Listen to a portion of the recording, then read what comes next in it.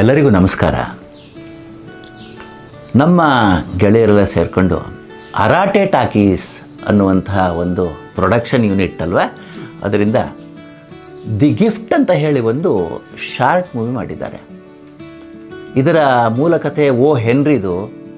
ಅದನ್ನು ನಾಗರಾಜ್ ನೀಲ್ ಅದನ್ನು ಈ ಶಾರ್ಟ್ ಫಿಲ್ಮಿಗೆ ಅಳವಡಿಸಿದ್ದಾರೆ. ಜೊತೆಗೆ ಅದರ ನಿರ್ದೇಶನವೂ ಅವ್ರದ್ದೇ ಆಗಿರುತ್ತೆ.